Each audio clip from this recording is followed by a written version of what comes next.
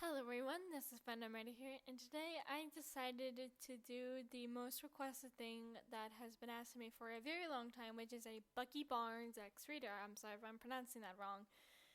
But yeah, I promised you guys a Bucky X Reader, so here it is. But just before we get started, I just had to say that I have never even read a Bucky X Reader story before this, so I had to do a little research into his character. So I read a couple fanfics and watched a video of him, and hopefully I live up to their expectations.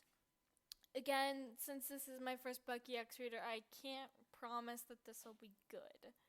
But I already have an idea for another Bucky X Reader and potentially even a preference for all of the Avengers, maybe even a couple more or something and everything, maybe even the Avengers X Reader. So that's really fun to look forward to. But anyway, guys, with all of that out of the way, let's get started. Bucky awoke from his bed and sat up. He yawned and stretched his back as his back popped back into place. He got up from his bed and went to his closet.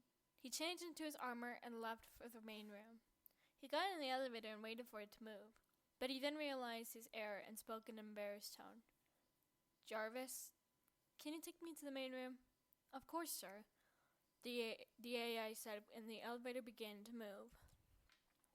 When he got to the main room, he noticed Joe and Steve eating at the table, carrying on a lighthearted conversation.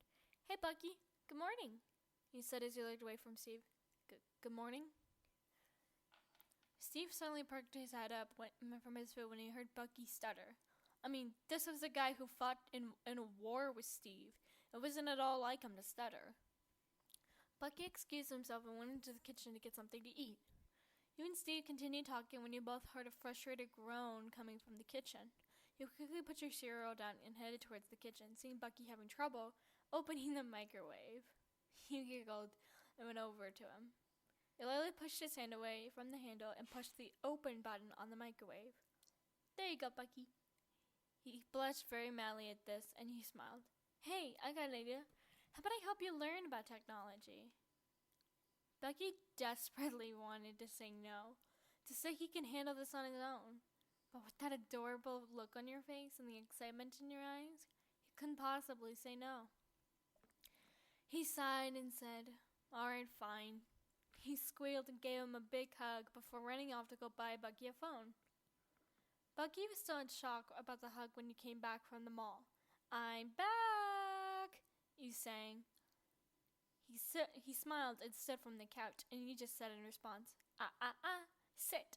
I want you to be sitting when you see what I got you." He rolled his eyes and sat back down. You sat next to him, and his heart began to race. You then pulled out of the bag a brand new smartphone. You handed it to him, and his expression went to confused very quickly. "I bought this for you so you could get a taste of what technology is like. This is called a smartphone." He then began going into an in-depth walkthrough on what each of the apps were and how to use them. Bucky would occasionally ask a question or two, and you answered them with ease. By the end, Bucky had gotten the hang of texting and a tiny bit of the internet language. You both agreed to continue the lesson tomorrow, and you left for your room. And now for a time skip. You were cleaning your room while listening to a song on your speakers. You were listening to What If by Kane Brown when your bedroom door opened. Your name?" You suddenly panicked and turned on your speaker with your remote. Hey, Bucky, what are you doing here?" you said with a nervous expression and a light blush on your cheeks. "I was wondering where that music was coming from. I've never really heard anything like it." "Really? Never?" "No."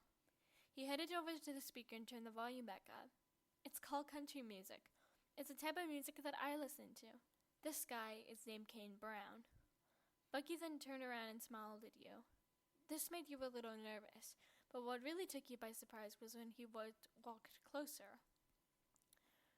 He put his hands on your waist and began to sway you to the song. "Bucky, what are you doing?" "Dancing," he said as he laid his chin on your head. "Relax," he whispered. He took a deep breath and put your hands on his shoulders and swayed with him. When the chorus came up, he leaned down and you felt your face turn to flames. Before you knew it, his lips were on yours and he kissed you with gentle passion. You soon kissed back and the song soon ended. You both pulled away at the same time, and he smiled. I love you, Bucky. I love you too, he chuckled. So, again, that was probably not the best Bucky extrovert in the world, and I probably didn't capture his character very well, which makes me kind of disappointed about the story, but I nonetheless hope that at least you guys enjoyed it, because this was super fun to make, and it was super cute, even if it wasn't the best Bucky extrovert story. It was a cute story nonetheless. And I have a good idea for another story for Bucky and potentially maybe other characters very soon, but I'm not going to tell you guys that because I think it'd be more fun for you guys to either guess or to just wait. The next character that I'm going to be doing will be the one and only Doctor Strange, the one that I have to thank for this entire X-Rater book. Aside from Rocket, that is. So, nonetheless, guys, I hope that all of you very much enjoyed it, and I am super excited to share with you guys the Doctor Strange X-Rated story that is a work in progress, but I am super ready to show it to you guys, and it'll be ready soon. With all of that out of the way, guys, this is Phantom Raider, and I'll be seeing you all very soon.